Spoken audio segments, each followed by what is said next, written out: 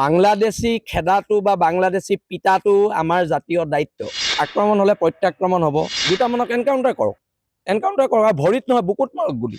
বীৰলাচি থানা অসমৰ নিষ্ঠাবান সৈনিক মানসজ্যোতি চেতিয়াৰ ৰহস্যজনক মৃত্যুক লৈ শিৱসাগৰত আজিও উত্তেজনা অব্যাহত আছে।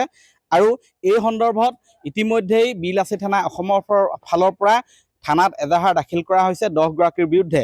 আৰু এই থানাত এজাহাৰ দাখিল কৰাৰ পিছতে দণ্ডাধীশ পৰ্যায়ৰ তদন্ত ঘোষণা কৰিছে মন্ত্ৰী বিমল বৰাই। আৰু যিসকলৰ বিৰুদ্ধে এজাহাৰ দাখিল কৰিছে তেওঁলোক হৈছে আবিদুৰ ৰহমান, চেলিমুৰ ৰহমান, হাবিবুৰ ৰহমান, মকিবুল ৰহমান, মুজামিল ইছলাম, মুছিদা বেগম, চেলিমা বেগম, আনোৱাৰা বেগম, মছফিকা বেগম আৰু চুবেৰা বেগম। এইসকলৰ বিৰুদ্ধে থানাত এজাহাৰ দাখিল কৰিছে।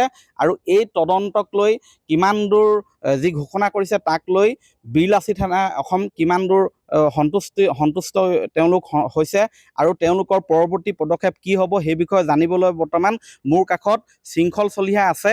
মই শৃংখল চলিহাৰ পৰা পোনে পোনে আপোনাৰ পৰা জানিব বিচাৰিছোঁ পৰৱৰ্তী পদক্ষেপ কি হ'ব আৰু বৰ্তমান কি ধৰণৰ পৰিৱেশ।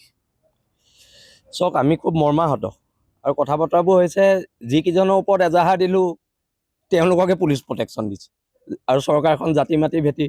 আমি আচৰিত পালোঁ, বাংলাদেশী মিয়াক শিৱসাগৰ পুলিচে প্ৰটেকশ্যন দি আছে কালি। তাতো এজন দুজন পুলিচ নহয়, 1000ৰ ওপৰত পুলিচ। আৰু যিজন ল'ৰাক মাৰিলে তেওঁলোকৰ ঘৰত এজনো পুলিচ বিষয়া নাই, এজন মন্ত্ৰী যোৱা নাই খবৰ এটা কৰিবলৈ।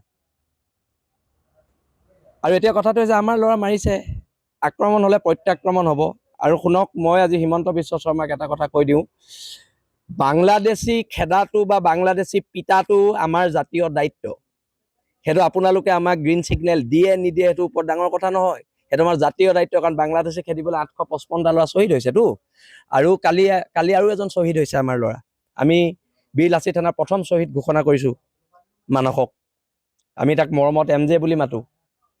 ইমানখিনি বানপীড়িত মানুহক সহায় কৰাৰ পিছত সি বাংলাদেশী হাতত মৃত্যু হ'ল। আৰু শিমলুগুৰিত 7000 বাংলাদেশী সোমালে এই বানপানীৰ সুযোগত। এই 27-28 দিনত 7000 বাংলাদেশী সোমাইছে শিমলুগুৰি চন্তক বিহুবৰ এৰিয়াত। গোটেই নদীৰ পাৰে পাৰে বাংলাদেশী সোমাইছে। আৰু মানুহবিলাকৰ ঘৰৰ পিছফালে ভাড়াঘৰবিলাক বনাই দিছে। আৰু এইবোৰৰ বিৰুদ্ধে প্ৰতিবাদ হ'ব, চৰকাৰে কৰিব লাগিব, নহ'লে আমি কৰিব লাগিব। কথা বতৰাবোৰ। আৰু আমি শিৱসাগৰখন শেষ হ'ব নিদিম, কোনো কাৰণত শেষ হ'ব নিদিম শিৱসাগৰ, স্পষ্ট কথা। কেনেধৰণৰ প্ৰতিবাদ হ'ব? আৰু কালি 15000 মানুহলৈ প্ৰতিবাদ হৈছে, এৰেষ্ট নকৰিলে 30000 মানুহলৈ প্ৰতিবাদ হ'ব। প্ৰতিবাদটো হ'ব। আৰু যি তদন্ত কথা কৈছে ইতিমধ্যেই দণ্ডাধীশ পৰ্যায়ৰ কৰক, এৰেষ্ট কৰক। আৰু এতিয়া কথা কৈ লাভ নাই, এতিয়া আমাৰ ল'ৰাটো মৰি গ'ল ন, আমাৰ ল'ৰাটো মৰি গ'ল। এতিয়া লগালগ এৰেষ্ট কৰক, জেললৈ পঠিয়াওক আৰু দুটামানক এনকাউণ্টাৰ কৰক, এনকাউণ্টাৰ কৰক। আৰু ভৰিত নহয় বুকুত মাৰক গুলি, বুকুত মাৰক, নহ'লে মাথাত মাৰক গুলি। কথা বতৰাবোৰ ইমানেই। এয়া শৃংখল চলিহাৰ ভাষ্য। ইতিমধ্যেই এই ঘটনাৰ এটা দণ্ডাধীশ পৰ্যায়ৰ তদন্ত ঘোষণা কৰিছে মন্ত্ৰী বিমল বৰাই। কিন্তু আৰক্ষী প্ৰশাসনৰ ভূমিকাত কিছু ক্ষোভ প্ৰকাশ কৰিছে শৃংখল চলিহাই।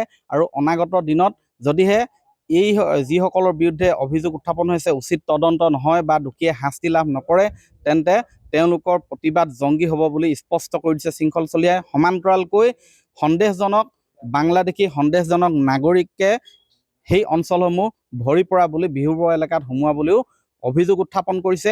এই অভিযোগৰ সত্যতা কিমান তাৰো কিন্তু উচিত তদন্তৰ প্ৰয়োজন।